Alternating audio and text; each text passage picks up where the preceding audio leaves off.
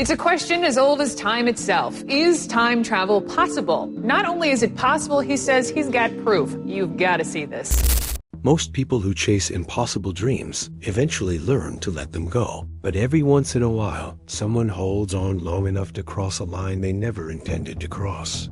And that is exactly what happened to a quiet young man from Missouri whose fascination with electricity would one day pull him into one of the strangest disappearances modern folklore has ever recorded. His name was Mike Marcum, and before the world whispered about time travel, vanishing experiments, or mysterious reappearances, he was simply a kid who saw meaning in sparks. Long before anyone knew his name, Mike wandered the backroads and scrapyards of rural Missouri, collecting whatever broken electronics he could pull from junk piles. While other teenagers chased summer jobs or spent their afternoons hanging out, Mike picked apart discarded televisions, rewired old radios, and filled his bedroom with coils, wires, and half-melted circuit boards. The smell of warm metal and ozone clung to him the way others carried the scent of motor oil or cologne. Adults called him the Electric Kid, half amused, half uneasy, because even at a young age, Mike's experiments reached far beyond harmless tinkering. By the time he entered his early 20s, Mike's curiosity had transformed into something much more intense. He no longer wanted to watch electricity move. He wanted to shape it, guide it, command it. His first serious experiment came together in the corner of a friend's weather-beaten shed, where he built a Jacob's Ladder 2 metal rods, held upright in a narrow V. When he powered it, a thin blue bolt snapped to life, climbing upward like a living thread of lightning. But Mike didn't stop at that classic effect. He slid a small laser between the rods, steadying the arcs into a controlled ribbon of light.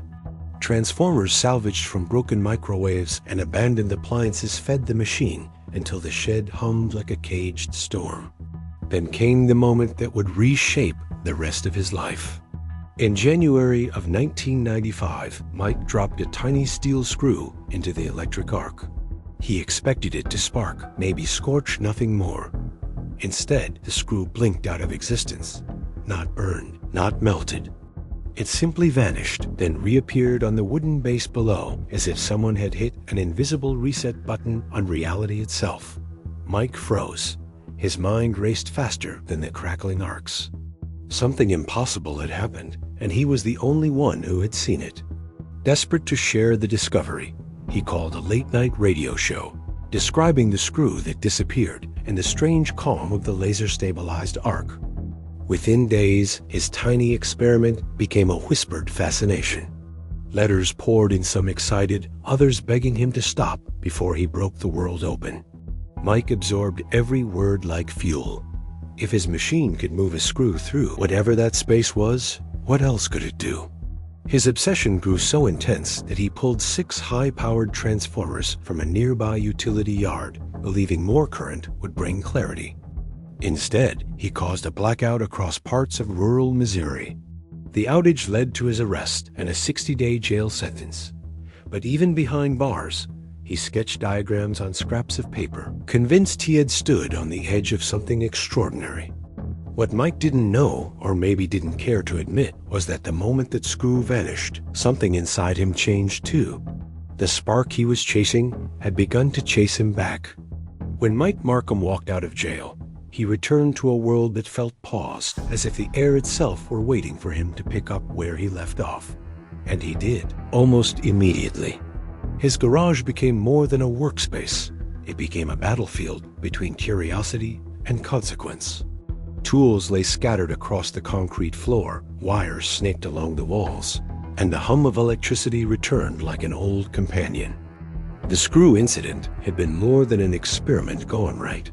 It had become a question that chewed at him every time he closed his eyes. This time, Mike took a different approach. He avoided high-voltage theft and instead pieced together equipment from flea markets, junk stalls, and weekend swap meets.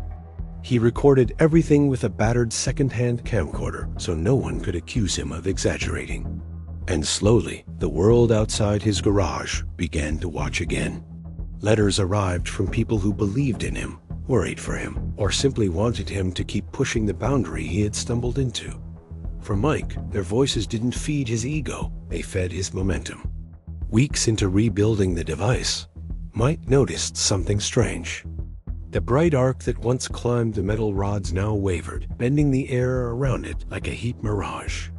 At first, it was faint. Then it thickened into a swirling patch of distortion, a small pocket of space that didn't behave like the rest of the room, but a steady low hum that pressed gently inside his ears as if the field were alive. He tested it the only way he knew how, by tossing a loose washer into the haze. The object vanished, then reappeared near his workbench several seconds later. Mike froze. That wasn't an illusion. It wasn't a random spark jumping wires. Something inside the device had shifted, and the shift was beyond anything he could explain. He repeated the test again and again. Nuts, bolts, bits of copper, every object disappeared into the shimmering field and returned somewhere else in the garage. Never in the same place, never at the same angle. It was as if the machine wasn't moving objects through space, but through some kind of unseen fold. But the deeper he pushed, the less predictable it became. By late 1996, the field developed a pulse. It expanded and tightened in uneven waves, as though it were breathing. The temperature in the garage dropped whenever he powered it on. Metal tools vibrated without being touched. Even the air felt thin, stretched, unstable. Objects caught in the field flickered between visibility and disappearance, like they were being tugged between two different moments. That was when Mike crossed a line he could never uncross. Stray animals occasionally wandered near the open garage. One evening, a small cat slipped into the shimmering haze. It stumbled out seconds later, shaking uncontrollably, its eyes unfocused, its legs barely able to hold its weight. A later test with a rabbit left the creature collapsed and trembling in his hands. Mike wasn't a cruel man. He had never meant to harm anything, but the damage was done, and what he saw terrified him. When he returned to the late-night radio show toward the end of the year, his voice carried none of the excitement listeners remembered. He spoke slowly, cautiously, as if he were trying not to wake something up. Even through the static, people could hear it. Fear. Not of the machine failing, but of what might happen if it succeeded. And for the first time, Mike admitted he no longer understood what he had built. As winter tightened its grip on 1996, Mike Marcum seemed to drift further away from everyday life. Friends who stopped by noticed the change immediately. His hands shook when he reached for tools. He flinched whenever the machine flickered with light, and the once endless enthusiasm in his voice had been replaced with something. Still, he pushed forward. He made one final call to the same late-night radio show that had first carried his voice across the country. But this time, he didn't sound like the wide-eyed experimenter eager to share a discovery. His tone wavered, his words were careful. He spoke like someone standing on the edge of a decision he wasn't sure he should make. He told listeners that the machine had changed again. Its energy no longer flowed smoothly, but twisted unpredictably, as if something inside the field were resisting the shape he tried to force on it. Objects he tested didn't simply reappear elsewhere now. They lagged, glitched, hesitated between two conditions. Tools emerged warped, metal bent at odd angles, sometimes bearing scorched marks he hadn't seen before dropping them in. And the animals, what happened to them weighed heavily on him. He didn't describe the details on air, but the tremor in his voice was enough. Something about the field was attacking anything that passed through it. Mike ended the call by promising an update the following spring. But instead of anticipation, listeners felt a sense of dread settle in the space he left behind. That update never came. As March of 1997 approached, neighbors reported strange noises coming from Mike's garage. A deep, rhythmic vibration, not mechanical, not electrical, something closer to a heartbeat pounding against the walls. On some nights, a blue glow leaked through the cracks around the garage door, pulsing steadily like a lighthouse in the dark. No one knew exactly what he was doing inside, but whatever it was, it did not look safe. Then, one cold night, the neighborhood fell silent. Smoke rose from the direction of Mike's home. Neighbors rushed outside to see flames spreading across the roof of his garage, lighting the sky with violent orange. Firefighters arrived within minutes, but the garage was already collapsing inward, twisting metal and burning debris, sinking into a charred pit. The next morning, investigators sifted through the rubble. They found melted copper tangled like vines, scorched steel rods fused to the concrete, and a circular imprint burned into the floor so precise and so deep it didn't match any normal electrical fire pattern. It looked as if something had been torn straight out of the room. What they didn't find was Mike. There was no body, no remains, not even bone fragments. According to the fire report, he had simply not been located. To officials, it was a tragic but explainable disappearance. Maybe he had fled or been consumed by the flames. But those who knew the story felt something else entirely. Among the debris, one item had somehow survived. A single sheet of paper, edges charred, words hurriedly written in shaky ink. "It's not about time. It's about how you see things." With that cryptic message as the only clue, Mike Marcum was officially declared missing. But the story didn't end there. Within months, the world began whispering about something far stranger, rumors that Mike might not have died at all, but had slipped into a different moment entirely. By the summer of 1997, the mystery surrounding Mike Marcum had already crawled far beyond Missouri. His burned-out garage became a symbol, a riddle wrapped in heat-warped metal and a missing inventor no one could explain. When the police listed him as unlocated, the official narrative ended. But for the public, that was only the beginning. In the early days of the internet, before videos could go viral in seconds, communities formed quietly in tucked-away forums and text-only message boards. And in those late-night digital corners, Mike's story took on a life of its own. Some users obsessively dissected every detail they could find. The call-in radio segments, the blackout he caused, the strange experiments leading up to the fire. Others sifted through old newspaper archives, searching for anything unusual that might be connected to a man building a machine he didn't fully understand. Soon, an old police report from 1930 resurfaced, one that no one but archivists ever bothered to read. It detailed the discovery of a deceased man on a quiet stretch of California coastline. The body had no identification, and the clothing reportedly didn't match anything from that era. In his pocket, investigators found a thumb-sized metallic device covered in tiny, unfamiliar buttons. The odd item was labeled unclassified and placed in storage, its purpose never determined. Once the internet got hold of that report, theories spread like wildfire. The resemblance between the unknown man and Mike's radio photos was close enough for conspiracy circles to erupt. Had he been thrown backwards nearly 70 years? Had the fire ripped him out of his own time and stranded him in another? A few users even claimed to have seen photographs comparing the jawlines of both men. The idea was unsettling, but the digital age loves its mysteries. Years rolled by, the world moved on, but tiny pockets of the internet kept the tale alive. Then, in 2006, the mystery cracked open again. A small engineering professor at a college in Oregon received an email from an untraceable account. The message was brief, no explanation, no greeting, just a series of hand-drawn schematics attached as image files. The title on each page read, Vortex Stabilization Frame, Generation 3, signed simply, Mike. The professor tried to trace the email. It led only to a public library in Kauai, Hawaii, where no one recalled seeing anyone matching Mike's description. The drawings were intricate, too detailed to be a prank, but with no sender to question, the mystery grew colder and stranger. Then something happened that no one could have predicted. In the fall of 2022, a couple named Andrew and Melanie bought an aging farmhouse tucked away in a quiet countryside of Ohio. They had no connection to Mike, no interest in time travel, and no reason to expect anything unusual. But while cleaning out the attic, they discovered a wooden box buried under decades of dust.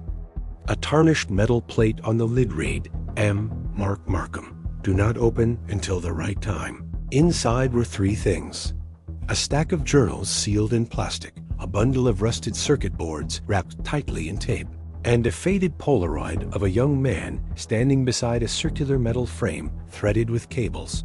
On the back of the photo, in handwriting that looked rushed and uneven, were the words, June 21, 2021. It worked, just not the way I hoped. Andrew froze. The date on the photo wasn't just strange, it was impossible. And it was only the beginning of what they were about to uncover. The night the truth finally arrived began like any other. Andrew was sorting through the attic journals for the 10th time, trying to make sense of the strange diagrams and frantic notes. Melanie was downstairs, cleaning up dinner, when the phone rang a number he didn't recognize. Expecting a contractor, he answered casually. The voice on the other end was nothing like he expected. It was low, rough, and tired in a way that suggested years of wandering. The man introduced himself quietly. "This is Mike Marcum." Andrew's entire body locked. He glanced at the wooden box, still sitting on the kitchen table. The caller continued, speaking slowly as though each sentence took effort. He said he had mailed the box nearly 2 decades earlier from somewhere far away, hoping someone would eventually find it and understand why he had disappeared. He didn't explain where he had been. He only said one thing that sent chills up Andrew's spine. "I've been trying to get back to myself." 2 weeks later, just after sunrise, a lone figure walked up the farmhouse driveway. He carried a small canvas bag and a thin folder pressed under his arm. No car, no suitcase, no hesitation. When Andrew opened the door, the man before him looked nothing like the young inventor in the Polaroid. His hair was streaked with gray, his face lined from exhaustion, and his eyes, those were the hardest to look at.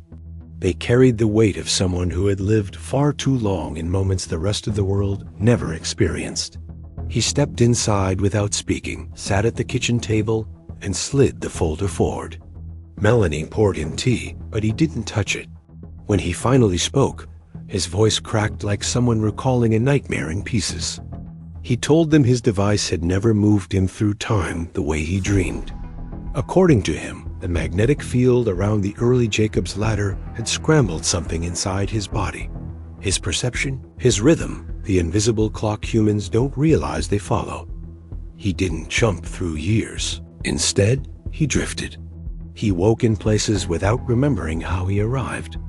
Days slipped away from him, while hours stretched endlessly. The world around him moved normally, but he felt detached from it, like a ghost tethered to moments he couldn't fully inhabit. He tried returning to his old life after the fire, but people who once knew him no longer recognized him. Friends looked at him as if he were a stranger. Family members insisted he was someone else. His own memories blurred at the edges, thinning the harder he tried to hold on. Inside the folder were 5 names volunteers who had helped him in the earliest days of his experiments. Every name was crossed out. None of them remembered him anymore. Mike said he finally understood. Time wasn't something he had stepped outside of. It was something that had quietly erased him. Before dawn the next morning, he left the house on foot, disappearing down the long dirt driveway with only his small bag and a thumb drive. Andrew and Melanie never saw him again.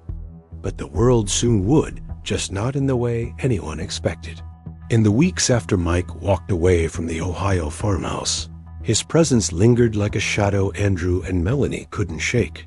They kept the journals sealed, stored the Polaroid in a safe drawer, and agreed never to speak publicly about what had happened. But news travels in strange ways, quiet at first, then all at once. Word spread through small online circles that the Time Machine Man had resurfaced somewhere in the Midwest. No photographs, no recordings.